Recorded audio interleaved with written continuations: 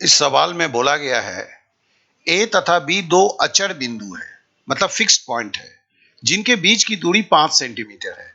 तो मैं ऐसे बोल सकता हूं कि देखो ए बी एक लाइन मैंने खींचा, ये ए बी जो पॉइंट है ये 5 सेंटीमीटर है, ठीक है। तथा सी एक रेखाखंड ए बी के ऊपर एक ऐसा बिंदु है ए सी बराबर 3 सेंटीमीटर है। तो मैंने एक सीध खींच दिया, इसे मैंने 3 सेंटीमीटर बोल दिया। तो ये बी सी जो 2 सेंटीमीटर खुद ब खुद हो गया। अब हमें बोलता क्या है कि एसी को उसने 6% बढ़ाया, ठीक है ना। तो बढ़ाया तो 6% ऑफ एसी, पहले तो समझे ना। तो देखो 6 लिखा, अब परसेंटेज लिखा। अब परसेंटेज को पहले मुझे फ्रैक्शन में चेंज करना होगा, तो मैंने परसेंटेज को हटा दिया। और परसेंटेज को हटाते हैं तो क्या होता है, फ्रैक्शन में बटे 100 हो जाता है ऐसे। गुना, अब एसी का मान कितना है, 3 सेंटीमीटर इंटू 3 लिख दिया, बराबर हो गया 6 को 3 से गुना किया 18/100, ठीक है। ये 100 नीचे उतर गया। अब बोलता है आपने 18/100 तो हमने बढ़ा दिया यार। अब ये 2 सेंटीमीटर से तो 18/100 हमें घटाना होगा, लेकिन इसे हमें इसके प्रतिशत में व्यक्त करना है। किसके प्रतिशत में, सीबी की लंबाई के प्रतिशत में। अब सीबी की लंबाई तो 2 सेंटीमीटर है, तो मेरा 18/100 घटाना है। किसका घटाना है, सीबी का। सीबी 2 सेंटीमीटर है। देखो जो रेफरेंस पॉइंट होता है वो क्या होता है, नीचे 100 हो जाता है, ये 2 हो जाता है, ठीक है। 2 से घटाना था, रेफरेंस मेरा 2 था, तो ये एक फ्रैक्शन हुआ। और किसी भी फ्रैक्शन को अगर 100 से गुना कर देते हैं तो वो आपका क्या प्रतिशत हो जाता है। तो मैंने 100 को देखो 100 से काट दिया पहले, फिर 2 को हमने 18 से काट दिया, तो बराबर 9% हो गया। तो कहने का मतलब है कि बीसी को अगर मैं 9% घटा देता हूं, सीबी या बीसी को, तो फिर इसके लेंथ में कोई परिवर्तन नहीं होगा।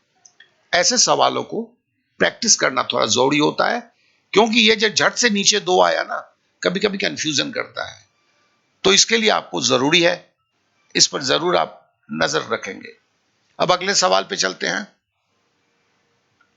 बोलता है यदि एक व्यक्ति की विक्रय मूल्य पर 20% की हानि होती है, तो क्रय मूल्य पर कितने प्रतिशत की हानि होगी। तो भैया उसने विक्रय मूल्य एसपी पे 100 बोला है, ठीक है। लॉस 20 है। अगर लॉस होता है तो मतलब क्या है, मतलब उसकी खरीद भाव बेचने की भाव से ज्यादा था। तो अगर खरीद भाव, ये बेचने का भाव 100 रुपया था, लॉस अगर 20 रुपया हुआ था, तो दोनों मिलके उसके खरीद भाव कितने थे, 120 रुपया। अब मेरे को रेफरेंस पॉइंट क्या बोलता है, 120 रुपए पे उसकी जो लॉस 20 रुपया, वो कितना प्रतिशत बताओ। तो हमने पहले भी देखा 20, रेफरेंस पॉइंट अगर 120 होगा तो नीचे जाएगा बटे 120, ठीक है। और इस भिन्न को मैं अगर प्रतिशत में व्यक्त करना है तो मुझे 100 से गुना करना होगा। अब देखो मैंने 20 को और 120 को काट दिया, 6 दूनी 12 होता है तो 6 हो गया। अब 6 को मैंने 2 से काटा, 100 को भी मैंने 2 से काटा, ये 50 हुआ, ये 3 हुआ, तो बराबर क्या हुआ, 50/3%। यही इसका उत्तर है। तो देखो आप सुपरटेट बोल दो, सीजीएल बोल दो, सीएचएसएल बोल दो, आप जो क्या कहते हैं सिपाही की तैयारी कर रहे हैं, मतलब कांस्टेबल की, एसआई की, प्रतिशत का कोई भी सवाल कहीं आता है। अगर विश्वास नहीं होता तो इन्हीं सवालों में से आप अपने किताब में देख लो, कितने सवाल मिलेंगे। आप मैनेजमेंट की कोर्स कर रहे हो उसमें भी मिलेंगे, और इसी टाइप के मिलेंगे, ठीक है ना। तो ये वो बेसिक्स हैं, वो है जो ऊपर लेवल के होते हैं, कैट वगैरह होते हैं, ये भी यहां से करके ही आपको आगे जाना है। एक बार आप कैट में कूद के नहीं जा सकते हैं, इस चीज से याद रखेंगे। अब चलिए अगले सवाल पे आते हैं। ए की आय बी की आय से 50% अधिक है, ठीक है। ए की आय बी की आय से 50% अधिक है, तो मैं बी को 100 मान लेता हूं। तो ए की आय 50% ज्यादा है, 100 में 50 जोड़ के ए की आय 150 हो गई। तो दोनों की आय कितनी हो गई, 100 बार 150, 250। बोलता है यदि ए की आय में 40% की वृद्धि हुई और बी की आय में 90%, तो बी 100 है, 90% वृद्धि करेंगे तो क्या होगा, 100 में 90 जोड़ देंगे।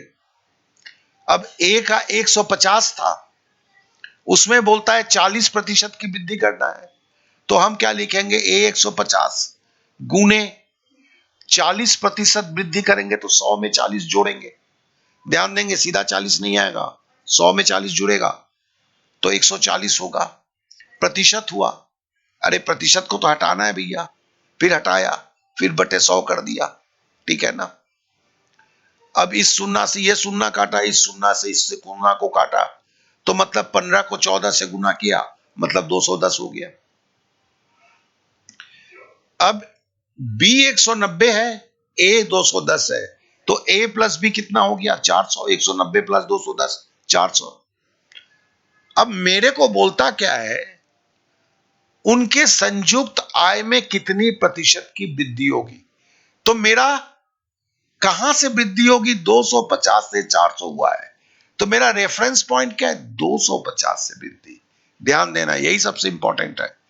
और रेफरेंस पॉइंट नीचे चला जाता है, 100 कितनी की वृद्धि हुई है, 400 से 250 घटाएंगे तो 150। रेफरेंस पॉइंट मेरी क्या है, नीचे का 250 है, और ये भिन्न को मैं प्रतिशत में करूंगा तो क्या है, 100 से गुना कर दूंगा, ठीक है ना। अब काट कूट करते हैं, 25 छक्के 150 एकदम सीधा मार दिया, और 60 10 60% हो गया। तो इस तरह से 60% की वृद्धि हुई।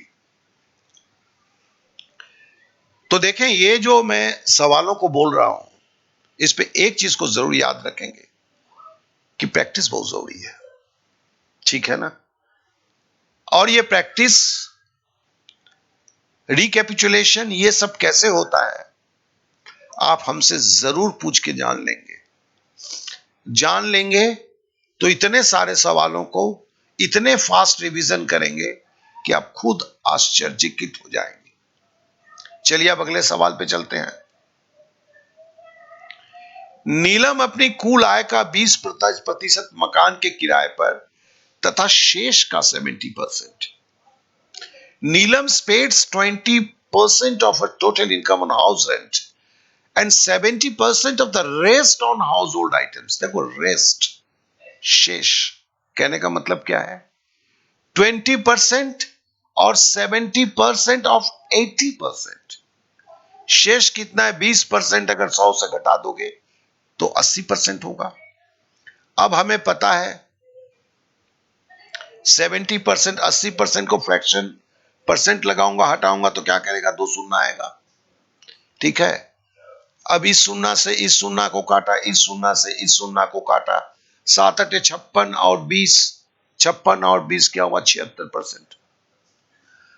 अब देखो, 76% वो खर्च करता है और 3600 रुपए की बचत होती है। बचत क्यों होती है, आय ज्यादा है, खर्च कम है, तभी तो बचत होती है। तो मतलब हम आय 100% था, खर्चा 76% हुआ, जो बचत कितना हुआ, 24%। 24% बराबर 3600 रुपया। अब देखो, यहां ऐकिक नियम हम इस्तेमाल करेंगे, यूनिटरी मेथड। तो हम पूछेंगे कि दिल से कि 1% बराबर क्या होगा, तो 24% अगर 3600 है, 1% जरूर कम होगा। कम का मतलब क्या होता है, भागा। कम का मतलब डिवीजन, तो हम 24 नीचे कर देंगे। अब 100%, अब काट लेते हैं, चलो हम काटे, 12 दूनी 24, 12 तिया 36, 300 हो गया। फिर इस 2 से काट दिए, 300 को काटे, 15 दूनी 30, मतलब 150। अब 1% बराबर 150 है, 100% बराबर, देखो एक के पीछे 2 शून्य, बराबर यहां भी क्या होगा, 150 के बाद 2 शून्य लगा देते हैं, बराबर ये 15,000 रुपए हो गए। ये 15,000 आपका जवाब हुआ।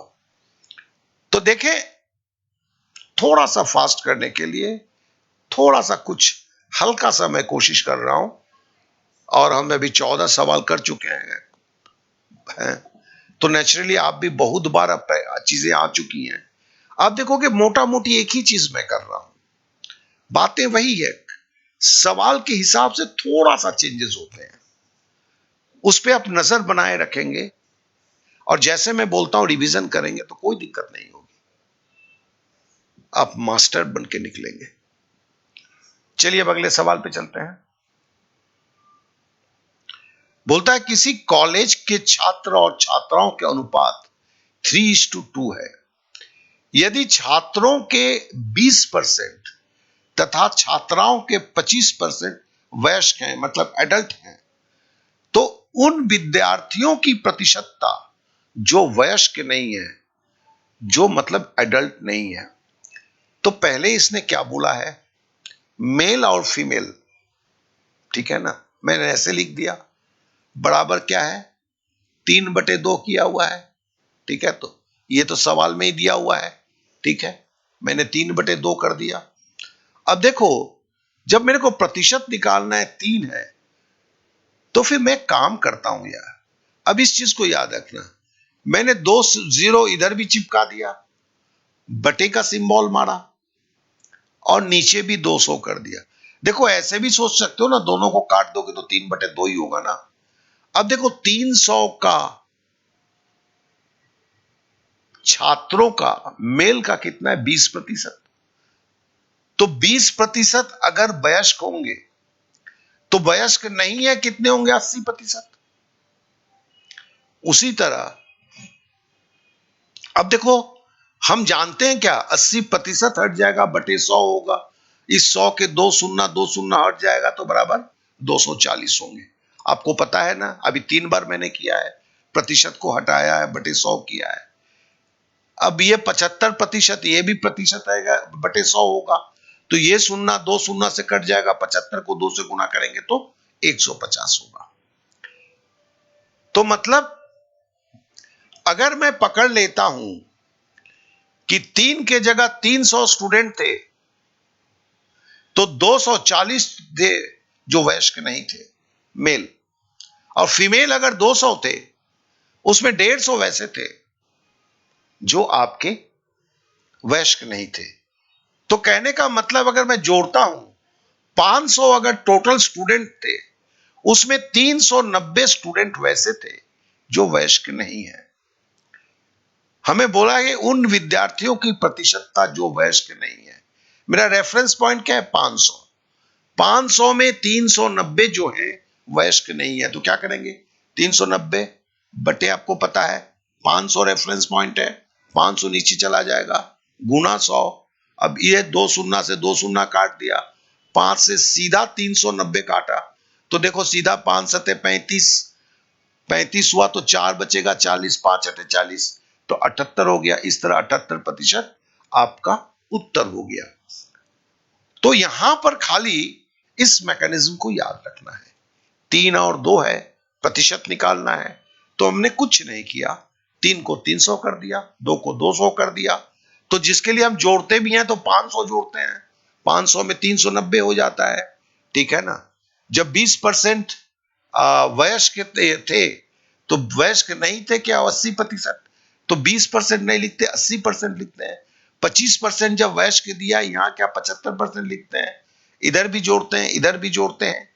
रेफरेंस मेरा 500 था, 500 नीचे चला जाता है, 78% होता है।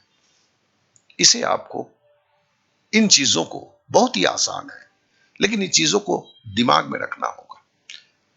चलिए अब अगले सवाल पे चलते हैं। बोलता है किसी कक्षा में लड़कियों की संख्या लड़कों की संख्या से 20% अधिक है और इस कक्षा में कुल 66 विद्यार्थी हैं। यदि कक्षा में 4 और लड़कियां भर्ती कर ली जाए तो लड़के और लड़कियों की संख्याओं का अनुपात क्या होगा। अब 20% ज्यादा है, तो कहने का मतलब बॉयज अगर मैं 100% ले लूं तो गर्ल्स कितना होगा 120%, दोनों को जोड़ देते हैं तो 220%, लेकिन हमें कुल विद्यार्थी क्या बोला है बराबर 66। अब 220% बराबर 66 है, तो हम 100% बराबर निकाल रहे हैं, क्योंकि मेरे को 100% दिया हुआ है, तो बराबर क्या होगा 66 बटे 1% निकालेंगे तो 220 लगाएंगे नीचे, और 100% के लिए गुना 100 करेंगे, तो ठीक है ना। तो देखो हम काटेंगे, अब आप काट लेंगे इसको, शून्य से शून्य काटेंगे, 22 से 66 को काटेंगे 3, 3 को 10 से गुना करेंगे 30, तो 100% बराबर 30 होगा। बॉयज 100% बोला था, बॉयज 30 होगा। फिर बोला कि 4 और लड़कियां भर्ती होती है, तो 36 30 अगर ये है, 36 मतलब इसमें 20% जोड़ेंगे ना। अगर 100% 30 है तो आपका 120% कितना होगा? अब इसे आप जरूर कर सकते हैं, नहीं कर पा रहे हैं अगर, तो मुझसे पूछेंगे जरूर, ठीक है ना, क्योंकि आपकी एक्सेस मेरे पास है, तो मैं इसे अलग से कर दूंगा। लेकिन अब ये हो जाना चाहिए आपसे, ठीक है ना। आप अगर नहीं होता है तो सिंपली एक एक नियम कीजिए। 100% बराबर 30, 1% बराबर 100, 30/100, 120% बराबर 30/100 गुना 120, तो देखेंगे 36 आएगा। लेकिन इसे मुजबानी करना, क्या कि हम करते हैं जीवन में, तो 36 और 4 जोड़े तो कितना हुआ, 40 हो गया। अब क्या कि लड़की 40 है, लड़के 30 है, हमें रेशियो के लिए बोला है। रेशियो में कौन ऊपर है? बॉयज एंड गर्ल्स, बॉयज ऊपर है, गर्ल्स नीचे है। बॉयज का 30 है और गर्ल्स का आपका 40 है, तो बराबर क्या होगा, शून्य शून्य कट जाएगा, 3:4 होगा। तो यही इसका उत्तर हुआ। तो आशा करता हूं कि आप अच्छी तरह समझ गए होंगे, यहां पर भी कोई प्रॉब्लम तो हुई नहीं होगी, ठीक है ना। चलिए अब अगले सवाल पे आते हैं। एक वस्तु के 10% की दर से ह्रास होता है। An article depreciates at the rate of 10%। यदि वस्तु का वर्तमान मूल्य 729 है, देखो दाम उसका घट रहा है, हर साल 10% करके घट रहा है, तो 3 वर्ष उसका पूर्व मूल्य क्या था? देखिए बेसिकली ये हम कंपाउंड इंटरेस्ट के सवाल को करने जा रहे हैं। मशीन की डेप्रिसिएशन की जो हिसाब है, अभी हम प्रतिशत में कर रहे हैं। बेसिकली ये कंपाउंड इंटरेस्ट के एक पार्ट को हम कर रहे हैं। तो देखो 729 तो दाम है। अब पहले साल की घटना क्या थी? अगर 10% घटा था तो 100 रुपए का 90 रुपया हो गया था, ठीक है ना। हमें क्या करना है? हमें 729 से ज्यादा चाहिए या कम चाहिए? तो हमें तो ज्यादा चाहिए। तो हमारे पास क्या है कि 100 और 90 है, तो हमने 100 को ऊपर रखा, 90 को नीचे रख दिया। ये एक साल हो गया। ध्यान देंगे कंपाउंड इंटरेस्ट भी इसी तरह चलेगा। अब दूसरा साल, एक ही तो दर है, फिर 100/90। तीसरा साल, एक ही तो दर है, 100/90। अब एक शून्य से ये दो शून्य काट दिया तीनों को। अब 9 से 729 को काटा, बेसिकली 81 हुआ, मतलब 7 9 का क्यूब होता है। अब 81, फिर 9 काटा 81 को, तो 9 हुआ। फिर इस 9 को जो है इस 9 से काट दिया, तो अब 10 को 10 से गुना करेंगे 100, 100 को 10 से गुना करेंगे 1000 होगा। तो मतलब 1000 रुपया उसकी पहले मूल्य था। 3 सालों तक 10-10% लेस होते होकर वो 729 रुपया हो गया। तो कितना छोटे में बनता है, और कर क्या रहे हैं, वही काटना पीटना कर रहे हैं और कुछ नहीं कर रहे हैं। और साथ में कंसेप्ट को धीरे धीरे आप अंदर लेते हुए जा रहे हैं, और इसके ऊपर जब कोशिश करते हैं, फिर सवाल देखकर आपको समझ में नहीं आता कि करना क्या है, वो बात होती ही नहीं है, क्योंकि आप एक ही चीज कर रहे हैं, काटना पीटना कर रहे हैं और एक एक नियम का इस्तेमाल कर रहे हैं। तो आपको सवाल देख के ही याद आता है कि आपको एक्स तो लेना ही नहीं है इसमें, तो तुरंत आपको कहीं कंफ्यूजन कम हो जाता है ऐसे में। अब चलिए अगले सवाल पे आते हैं। 42 छात्रों की कक्षा में 18 लड़कियां हैं। कक्षा में कुल छात्रों में से लड़कों की प्रतिशत क्या है? अब बोला कि देखो टोटल स्टूडेंट 42 है, लड़कियां कितना 18 है, तो लड़के कितना होंगे, 42 से 18 घटा दिया 24। अब मुझे क्या बोल रहा है, बोल रहा है कि स्टूडेंट्स, कुल छात्रों में से लड़कों का प्रतिशत क्या है। तो छात्र तो 24 है, और मेरी रेफरेंस लाइन क्या है, स्टूडेंट है, तो बटे 42। और ये एक भिन्न है, इसे प्रतिशत में मुझे देना क्या कि जवाब प्रतिशत में है तो गुना हमने 100 कर दिया। अब देखो हम 6 से काटेंगे, 6 सते 42, 6 चौके 24, तो बराबर क्या हुआ 400/7 हुआ। ठीक है ना। हमें बोलता है कि नियरेस्ट इंटीगर वैल्यू में निकालना है। ठीक है ना, हमें दशमलव में नहीं निकालना है। तो चलो हम भाग देते हैं, बराबर 5 सत्ते 35, 6 सत्ते 42 होगा तो 5 ही बार जाएगा, 5 सत्ते 35, 35 हुआ, 40 है तो 5 बचा तो 50 हो गया, 7 सत्ते 49, ठीक है ना, 57 हो गया। आगे बढ़ना ही नहीं है मुझे क्योंकि दशमलव में मांगा नहीं है, तो ये 57% उत्तर हो गए। तो आशा करता हूं कि सवाल को भी आप अच्छी तरह समझ गए होंगे।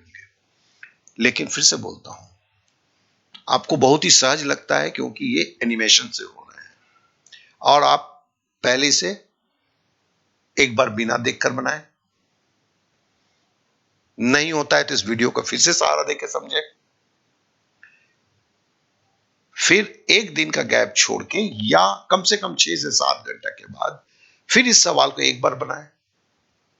आपके सामने सवाल है, आपको बनाना है, आंसर भी हमने नहीं दिया है, आंसर कौन सा सही है आपने किया है या नहीं किया है, इसे देखने के लिए आपको फिर से वीडियो देखने की जरूरत है। मतलब वीडियो को फास्ट कर फॉरवर्ड करके देख लेते हैं, तो उस देखने के चक्कर में आपको यह भी पता चल जाता है कि आपने सही किया है या गलत किया है। मैं इतने विस्तृत से इसलिए आप लोगों को बताया, सारा कुछ किया कि आप सही रूप से प्रैक्टिस कर सकें। आशा है आप मेरी बातों को समझ चुके होंगे। किसी तरह की प्रॉब्लम होता है तो आप मुझसे जरूर संपर्क करेंगे, बेझिझक करेंगे।